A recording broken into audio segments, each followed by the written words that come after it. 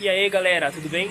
Eu sou o Voto dos Anjos, auxiliar de classe do MF Dalva, lá no Taboão da Serra. E com vocês eu vou falar um pouco sobre a preservação do meio ambiente. Vou colocar minha máscara, porque estou no lado externo, né, da minha casa.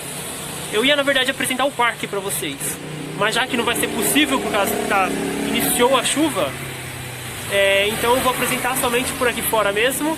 E vou falar um pouco a respeito do ciclo da chuva.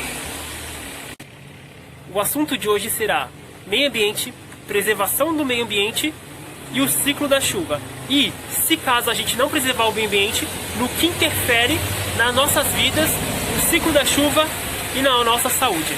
Vamos lá? Ó galera, ei, presta atenção. Eu sei que muitas pessoas falam pra vocês sobre conscientização ambiental, né? E vocês muitas das vezes não entendem, se perguntam por quê, quais os motivos. E aqui eu vou elucidar alguns.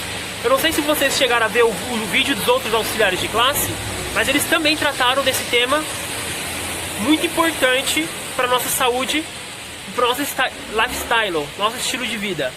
Vê o vídeo do Voltão, que ele está explicando, ele faz uma analogia com vocês, uma dinâmica muito interessante, sobre o meio que a gente vive, sobre a poluição, nossos atos negativos para o meio ambiente. E se caso a gente tiver uma boa ação ambiental, né, cuidar do nosso meio ambiente, como a gente vai impactar diretamente o nosso meio ambiente, se vai ser positivo ou se vai ser negativo. Confere o vídeo do Voltão, que ele explica muito bem, vocês vão gostar muito, tá bom?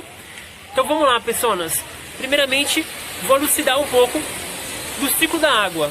Quero explicar por que chove, por que às vezes chove, por que para de chover, quais são os benefícios da chuva. Vamos lá. Não sei se vocês conseguem ver lá atrás, eu vou aproveitar a geisha, porque eu estou na frente de um lago, né, no parque aqui no Campo Limpo, onde eu... Pois bem, aqui tem um lago. Nesse lago, ele é a parte hídrica, é a parte hídrica do nosso planeta Terra. E o que acontece? A água desse lago, ele evapora. Quer dizer, como assim evapora? Imagina um bolo. Sua mãe traz um bolo para você e vamos comparar o bolo com a água. O bolo é o lago. E para você comer o bolo, você não vai comer o bolo todo, porque ele não é compatível com a dimensão da sua boca, certo? Então você vai utilizar uma colher para comer o bolo e vai tirar pedaços por pedaços e engoli-lo. Pois bem, com a água funciona da mesma forma. Ela é composta por partículas e as partículas dela, elas evaporam, elas dissolvem para o céu. Por quê? Porque a partícula ela é muito menor, muito mais leve do que o próprio ar. Então tudo que é mais leve sobe. Logo, ela se acumula lá em cima. Se acumulando lá em cima, galerinha, vou falar para vocês. Elas acabam no processo, elas iniciam um processo de condensação. Mas, professor, o que é o processo de condensação? Vou explicar para vocês. Quando vocês observam o céu azul, vocês não veem apenas o céu. Vocês também veem umas nuvens, algo branco, né? Parecendo espuma, ou até algodão doce. Muitas das pessoas comparam com o algodão doce, né? Pois bem, não é doce.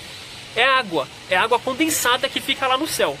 A partir do momento que ela chega num nível de condensação tão grande que a pressão é maior, ela fica mais carregada. A gente fala que as nuvens estão carregadas. Então elas ficam muito pesadas. E esse processo se inicia as grandes chuvas, pessoas. As chuvas a gente chama de precipitação.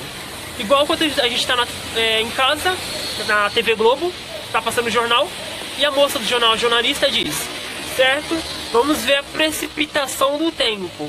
Quer dizer, se vai chover, se não vai chover. Então, após isso, pessoas, o que acontece?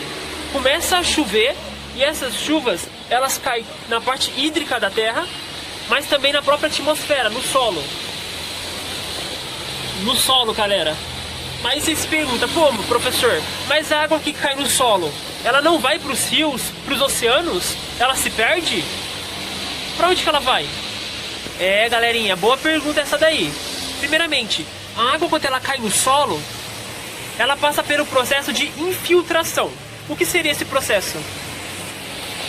Ela escorre tanto do solo e ela chega nos oceanos. nos rios e nos lagos. É como se criasse um rio, porém interno, né? Um rio no subsolo. E aí é onde a gente encontra muitas nascentes, onde as pessoas vão se banhar, né? Quando elas se encontram, aquelas nascentes, onde são as famosas bicas, onde muitas pessoas tomam banho, e é onde também nasce grande parte dos rios e dos lagos. Então é praticamente dessa forma que o ciclo da água se dá. As árvores, elas ficam responsáveis por captar essa água, e nos seus galhos aqui, ó, nas suas folhas, inicia-se o processo de transpiração, onde as árvores, elas liberam a água que ela captou do solo novamente para o céu, para o ar, tornando novamente as nuvens. E assim continuamente é o ciclo, conhecido mais como o ciclo da água. Fácil, né? Bem legal também. Super interessante, né, galerinha? Desculpa o barulho, aqui tá passando muito carro, mas eu acho que dá pra escutar. Aí vocês me perguntam, beleza, professor, mas e o que a preservação do meio ambiente tem a ver com o ciclo da água? E eu te respondo, galerinha, se a gente joga muito material que é descartável, como plástico, vidro, metais, no solo, ele acaba se tornando um obstáculo para que a água chegue aos rios após a precipitação, que seria a chuva. Então ele dificulta, ele cria assim uma barreira física. No caso, pode inclusive atrapalhar no processo de infiltração.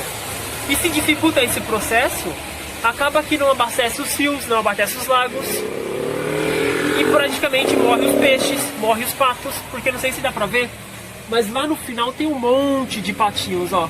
Ó, os patos, também tem peixe, também tem tartaruga, tartaruga marinha, enfim, tem uma diversidade de espécies animais aqui convivendo. E se não tiver água no rio, se não chegar água no rio, provavelmente esses animais podem vir à extinção.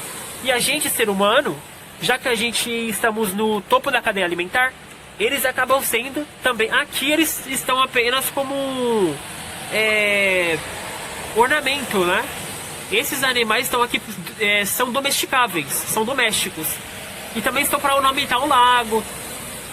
Então eles não fazem parte da nossa alimentação, tá bom? Mas muito deles, quando está na natureza selvagem, acontece que eles se tornam ali o nosso alimento principal. Então se a gente não tem o nosso alimento principal, devido a questões ambientais, a gente, ser humano, fica com fome. E ninguém quer ficar com fome, né, galerinha? Pelo menos eu não quero, né? Então, se a gente tiver algumas práticas ambientais, alguma conscientização ambiental, algumas ações em prol do ambiente, a gente consegue reduzir e muito esses problemas que acontecem muito na sociedade aglomerada, cheia e complexa de hoje em dia, né? Então, crianças, se vocês puderem deixar pra mim aqui nos comentários quais práticas ambientais vocês mais fazem no seu dia a dia, eu vou agradecer. Com muito carinho e muito obrigado. Tchau!